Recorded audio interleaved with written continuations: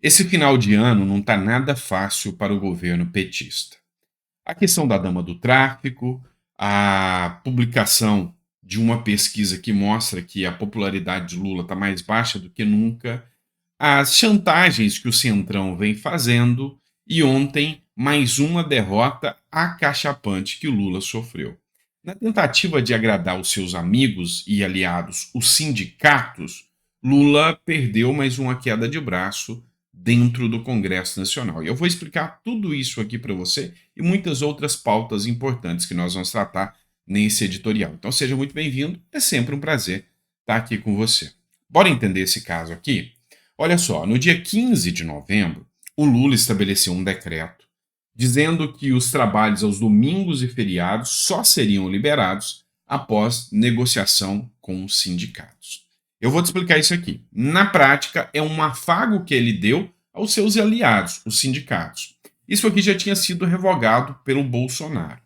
Bolsonaro estabeleceu que, se as empresas e os trabalhadores concordarem, fizerem acordo entre si, que trabalhem no domingo, feriado, isso geraria mais empregos, isso facilitaria a vida do cidadão. Por exemplo, num domingo você vai na farmácia e a farmácia está aberta. Num domingo até mais tarde você vai e o supermercado está funcionando. Facilita a vida da população. Isso foi instituído pelo governo Bolsonaro e no dia 15 Lula revogou isso. O intuito é ajudar o trabalhador? Lógico que não. É para ajudar a máfia dos sindicatos. Vou te explicar o porquê. Eu tenho um patrão.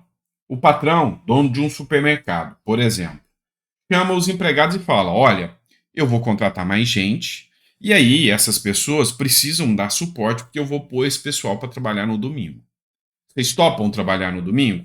O empregado precisando de trabalho, topo. O patrão precisando fornecer serviço aos domingos, fala: estamos de acordo. E aí começava o trabalho no domingo. Hoje não. Depois que os dois fecham um acordo, trabalhador e empregado, eles têm que ir até o sindicato e falar: olha, eu posso trabalhar no domingo? Principalmente o empregador vai e fala: olha, eu quero trabalhar no domingo. E aí o sindicalista, que não tem nada a ver com a história, muito bonzinho, fala: olha, se você quiser que eu libere, a gente pode conversar. Eu posso liberar se eu achar que é viável para o trabalhador. Ou seja, uma propinocracia que sempre vigorou. E aí o Lula agrada de novo os sindicatos fazendo isso. É só para os sindicatos extorquirem empregadores. A grande verdade é essa. Nunca foi pelo trabalhador, nunca foi pelo bem da sociedade. Só que o Congresso Nacional não gostou muito dessa situação, não. Olha só o que o JH Fonseca traz aqui. Urgente. Lula sofre uma derrota acachapante na Câmara, que aprova por 301 a 131 a urgência na votação da derrubada da proibição de trabalhos aos domingos e feriados. Governo Lula ruindo na velocidade da luz.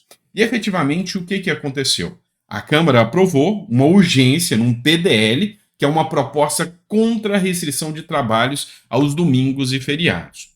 Essa portaria que o governo Lula tinha editado só para ganhar o apoio dos sindicatos já tem uma aprovação de urgência com 301 votos contra, ou seja, para que seja urgentemente derrubado. E aí Lula vai perder mais um apoio, porque os sindicatos já estão meio que revoltados, porque o governo Lula até agora não conseguiu fazer nada para eles. Nada. O que os sindicatos conseguiram foi, junto com o STF, conseguir de novo a contribuição sindical. E já tem deputados articulando para colocar isso em lei e derrubar a decisão do STF. Ou seja, a situação fica mais complicada, porque o Lula não conseguiu agradar o MST, não conseguiu agradar os sindicatos, e, enfim, não está conseguindo agradar a sua base de militância. Por isso que o poder do Lula, a aprovação, vamos dizer assim, o agrado das militâncias ao Lula está no menor nível possível. E é por isso que esse final de ano está tenebroso, tenso para o Lula.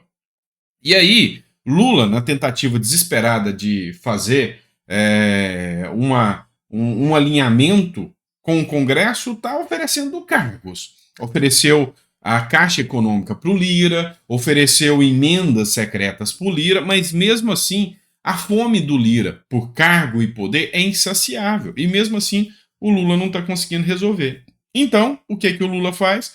vai partir para o lado do STF. E aí o Lula entra na briga contra o Congresso Nacional a favor do STF. Vamos lá. Matéria do G1, matéria publicada no dia 21 de ontem. O Rodrigo Pacheco disse que a PEC, que limita as decisões do STF, não é retaliação e prevê concluir votação. Vamos lá, deixa eu explicar para vocês. O Congresso Nacional está sendo pressionado, em especial o Senado.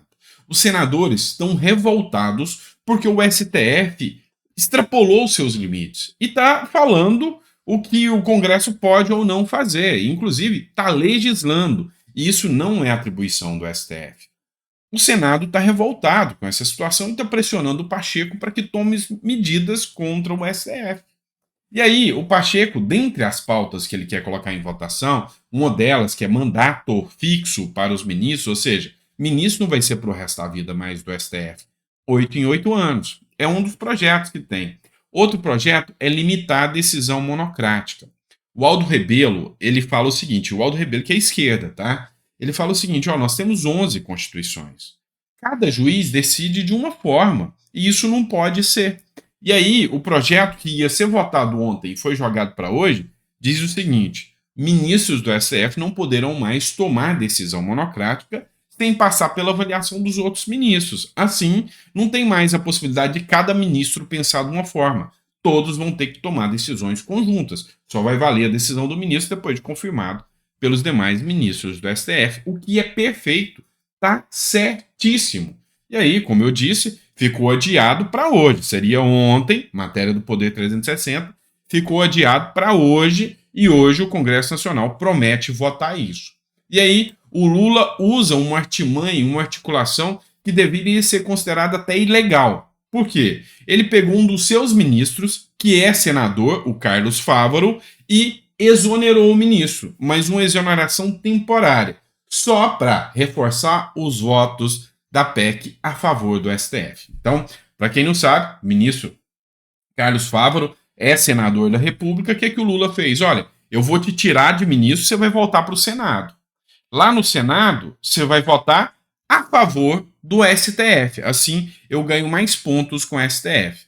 Vamos lembrar que o Lula, em afagos ao STF, ontem também concedeu condecorações a ministros do STF, a mais alta honraria que o Brasil poderia estar, que é a Ordem do Rio Branco. Ou seja, Lula está desesperado e entendendo aqui que somente através do STF ele vai poder governar.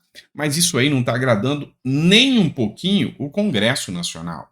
Não está deixando nem um pouquinho satisfeito os senadores e nem os deputados, que Lula vem desrespeitando e os ministros do Lula vêm desrespeitando o Congresso Nacional, o STF vem desrespeitando o Congresso Nacional. E o Congresso Nacional está querendo reagir a isso, porque eles começam a entender que logo, logo vão ser desnecessários se eles não cumprirem a sua função institucional que está prevista na Constituição. Então, Lula resolve entrar na briga que exonera senadores que são ministros só para poder votar a favor do STF. Só que nisso o Lula vai tentar derrubar o Pacheco.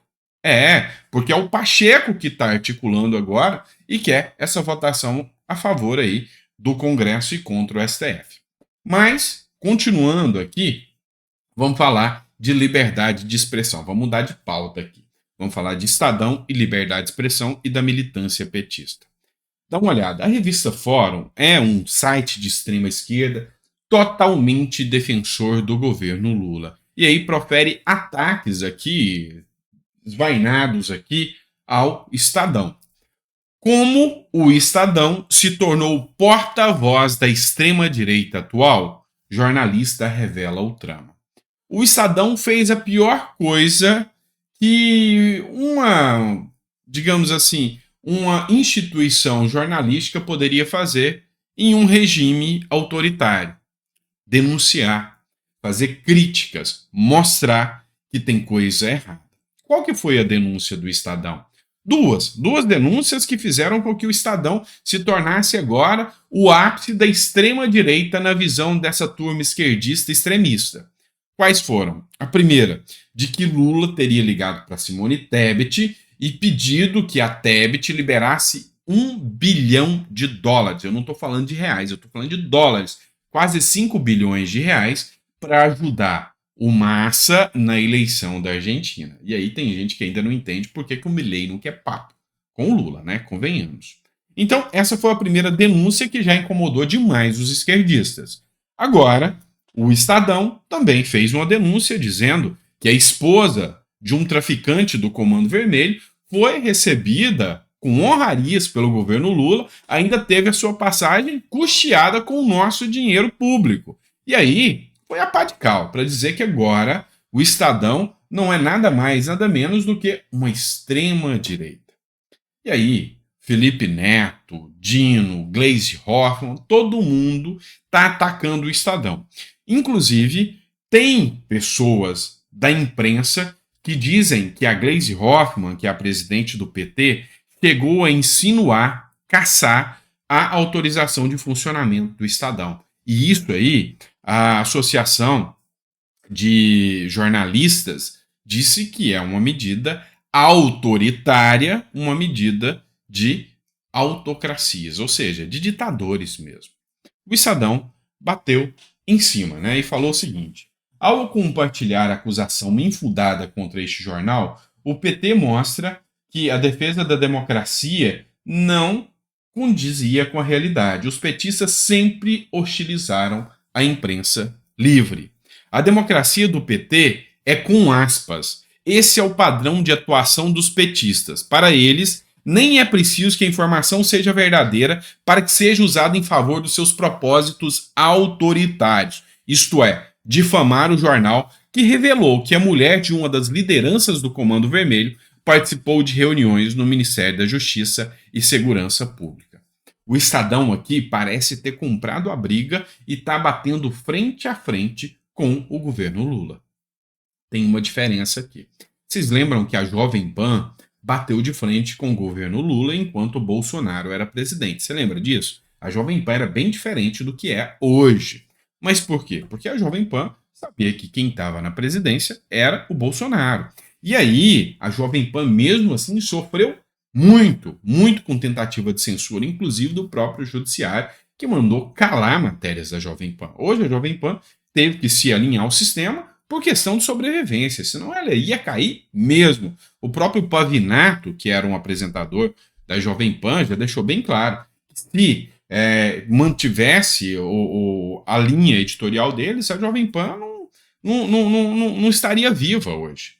E aí, o Estadão é diferente, porque o Estadão é do consórcio. O Estadão está arraigado no consórcio há anos e anos. Então, não dá para eles simplesmente mudarem o discurso agora e dizer que o Estadão se tornou extrema-direita e que isso vai colar. O exemplo é que nesse embate do Lula aí, o UOL saiu em defesa do Estadão, a Folha de São Paulo saiu em defesa do Estadão. Nessa briga, nessa queda de braço entre o Estadão e o governo Lula perde para a imprensa, porque a imprensa sabe que se atacam o Lula hoje e é hostilizada, amanhã pode ser com eles. Então, a regra muda, o jogo vira. Vamos falar aqui de outra articulação do Lula. Vocês viram que a gente está tratando de várias matérias nesse editorial, né? Vou trazer uma matéria do Globo aqui para vocês que diz o seguinte: Lula ignora Zema ao discutir dívida de Minas e prioriza encontros com Rodrigo Pacheco. Vamos lá, vamos entender um pouco aqui. O Estado de Minas Gerais tem uma dívida gigantesca com a União. E essa dívida não é uma dívida criada durante a gestão Zema. É uma dívida histórica. É uma dívida que vem se tornando cada vez mais complicada. E aí, isso aqui está sendo utilizado como um calcanhar de Aquiles do Zema. Ou seja, estão utilizando isso muito contra o Zema. E aí, estão tentando fazer uma articulação para renegociar essa dívida do Estado de Minas Gerais. Mas o que o Lula está articulando? O Lula, para ganhar aí uma sinalização do Rodrigo Pacheco, ele está negociando direto com o Rodrigo Pacheco e falou que não quer papo com o Zema. Para quê? Para dar a entender para os mineiros que quem foi o responsável pela renegociação da dívida dos mineiros foi o Rodrigo Pacheco. E aí, meu amigo, é óbvio qual é o interesse deles. Rodrigo Pacheco vai se lançar candidato a governador nas próximas eleições. Uma vez que Zema não vai estar lá, Zema já cumpre o seu segundo mandato, o Rodrigo Pacheco provavelmente será o responsável será o candidato do governo Lula para o governo do estado de Minas Gerais. Então, eu vejo que há grande possibilidade de que isso aconteça. Vamos falar de coisa boa agora? Vamos falar de um exemplo que deveria ser seguido para todo o Brasil. Isso aqui é uma notícia boa, é um alento, um verdadeiro alento para aquelas pessoas que acreditam no que é certo. A matéria que eu trago para vocês é do jornal Razão. Eu tenho que bater palmas para o estado de Santa Catarina. O estado de Santa Catarina vai fornecer universidade gratuita. Aí você vai me falar, mas doutor Sandro, aí é para manter mais militante. Falar em universidade gratuita, que é isso? Já tem universidade gratuita e lá só tem militante. Existe uma norma antimilitância. Qual é? Tira a droga dessa turma. Vamos lá. A universidade gratuita em Santa Catarina será apenas para alunos que não usarem drogas. Isso é genial. Só poderão ter bolsas para estudo gratuito em faculdades catarinenses quem não utilizar drogas, já que o PL aprovado na Alesc prevê exame toxicológico dos bolsistas. Dá para aplaudir de pé isso aqui? Então, isso aqui é genial. Mas, entretanto, todavia, contudo, eu estou contando a dedo o dia que o PSOL vai entrar com ação contra essa lei e o STF vai derrubar. É grande chance disso acontecer. O PSOL, não, mas tem que deixar os drogados usarem também. E aí o STF vem e derruba. A chance de acontecer é muito grande. Mas, vamos lá. Se não acontecer, é isso aqui. Se o cara tem dinheiro para usar droga, se o cara tem dinheiro para bancar o traficante, se o cara tem dinheiro para isso, ele que pague a faculdade dele. Tem que fazer exame toxicológico mesmo.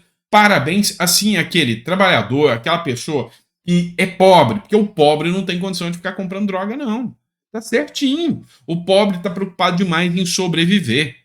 É isso, é o filhinho de papai, é o comunistinha de iPhone que está se embrenhando na droga e que passa nas universidades públicas. Então, parabéns, Santa Catarina, tem todo o meu apoio a esse projeto aqui. Eu assino em número, gênero e grau aqui, acho perfeita essa postura de Santa Catarina.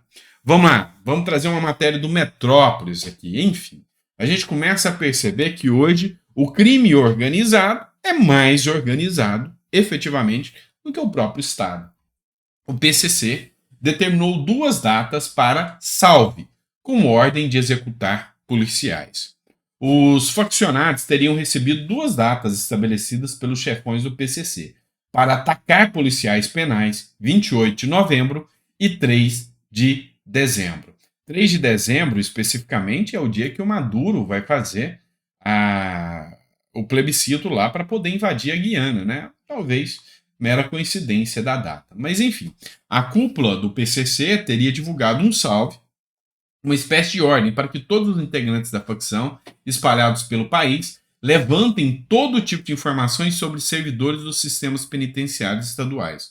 Os faccionados teriam recebido como determinação 2 datas estabelecidas pelos chefões para atacar os servidores da segurança pública: 28 de novembro e 3 de dezembro.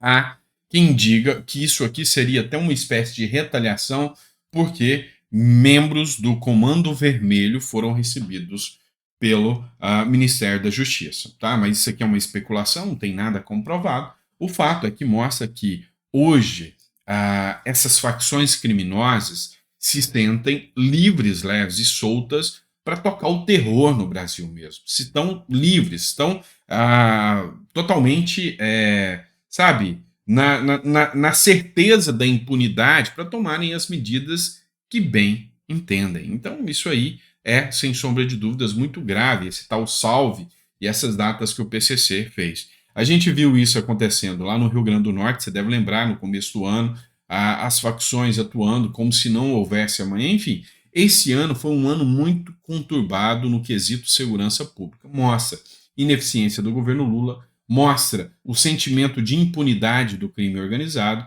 mostra que o brasileiro escolheu muito mal e que está aí cada dia mais com risco à sua vida por causa dessas medidas aí adotadas por facções criminosas pelo crime organizado, tá certo? É isso, pessoal. Obrigado por ter acompanhado até o final desse editorial. Se foi claro, coloca aí no comentário que deu para entender. Gostei da forma que você expôs, ou se tiver críticas, pode colocar também. Mas o nosso intuito aqui é trazer informação com a mais alta qualidade para vocês, tá bom? É por isso que a gente se dedica tanto. A gente traz aqui todas as informações como tem que ser, tá bom? Grande abraço, fica com Deus e até o próximo editorial.